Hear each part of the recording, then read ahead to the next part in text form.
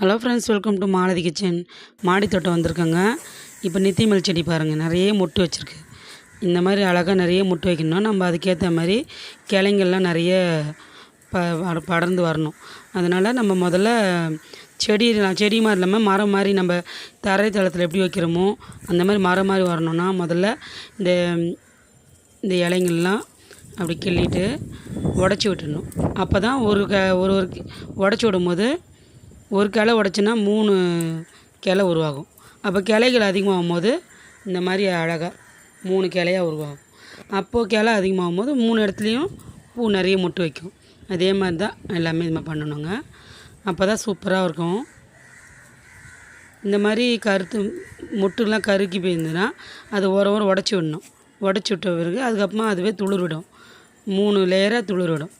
அப்போ ஒரு layer 3 layer ஆகும்போது பூ நிறைய வரும். இது மாதிரி இலைகள்லாம் வேஸ்ட்டாக இருக்க கீழே இலைகள்லாம் இந்த இலைகளே அதோட சத்துக்கள்லாம் எடுத்துரும். அதனால் இலைகள்லாம் கிள்ளிட்டோன்னா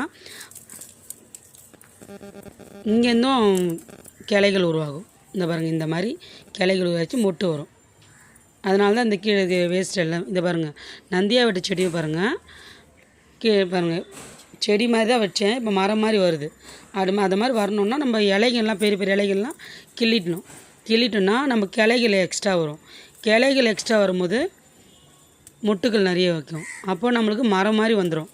மாடி தோட்டத்துலேயே மரம் மாதிரி வர்றதுல பெரிய விஷயம். நம்மளுக்கு பூமியிலேருந்து வரும்போது அதுக்கு நிறைய சத்துக்கள் அதிகமாக இருக்கும்.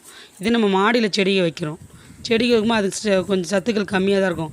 அதனால தான் நம்ம ஏதாவது 10 நாளைக்கு ஒரு வாட்டி ஏதாவது ஒன்று எப்சம் சால்ட்டு இல்லை காய்கறிகள் தண்ணி ஒரு நாள் மாட்டு எருவு மண்புழு உரம் ஏதாவது ஒன்று கொடுத்துட்டே இருக்கும். இது மாதிரி பழுத்தெல்லாம் எடுத்துடணும். பாருங்கள், எல்லாத்துலேயும் இலைங்க நிறைய இருந்ததுன்னா நம்மளுக்கு பூங்க நிறைய வராது. மரம் மாதிரி ஆகணுன்னா நம்ம முதல்ல நிறைய இலைகள்லாம் கிள்ளிட்டு அதுலேயே செடியிலே போட்டுடலாம். தூக்கி போடலாம். அதுவே ஒரு உரம் தான். நம்ம எந்தெந்த இலையெல்லாம் கிள்றோமோ அதே செடியிலே போட்டுடலாம். அப்போது கிளைகள் அதிகமாக வரும். இந்த மாதிரி அதிலே போட்டுடலாம். இதுமாதிரி பாருங்கள், இலைக்கு பின்னாடி பூச்சி மாதிரி இருந்தால் அந்த இலையெல்லாம் போட வேண்டாம். அதேமாதிரி தான் கஸ்தூரி செடியிலையும் இல்லைங்க, அதில் இலையை இந்த அப்படியே இந்த மாதிரி நிறைய கிளைகள் வருது பாருங்கள். அந்த மாதிரி வர்றதுக்கு இந்த மாதிரி இலைகள்லாம் கிள்ளி விடணும்.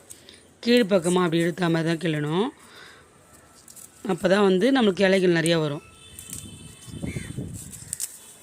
எல்லாத்தையும் இலையெல்லாம் கிள்ளி அந்த செடியிலேயே போட்டுடலாம். இப்போ எல்லா செடியிலையும் இந்த மாதிரி கிள்ளிகிட்டே இருக்கலாம். இந்த மாதிரி இலையெல்லாம் கிள்ளிட்டோன்னா பேக் சைடுக்கு அப்படி இழுக்கணும்.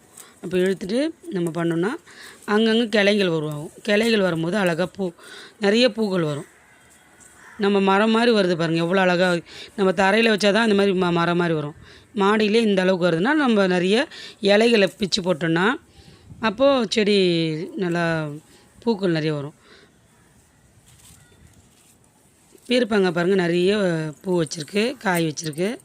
இந்த மாதிரி மாடி தோட்டம் வைக்கும்போது கீழே செங்கல் வச்சுட்டு அது மேலே தான் நம்ம செடிகள் வைக்கணும். அப்போ தான் தரெல்லாம் பாழவே ஆகாது.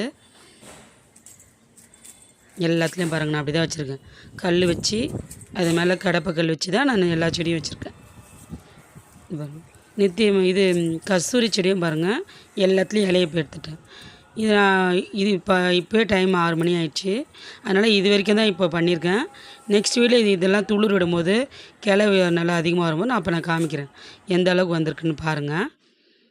பிடிச்சிருந்தால் லைக் பண்ணுங்கள், சப்ஸ்கிரைப் பண்ணுங்கள், ஃப்ரெண்ட்ஸ் அண்ட் ஃபேமிலிக்கு ஷேர் பண்ணுங்கள்.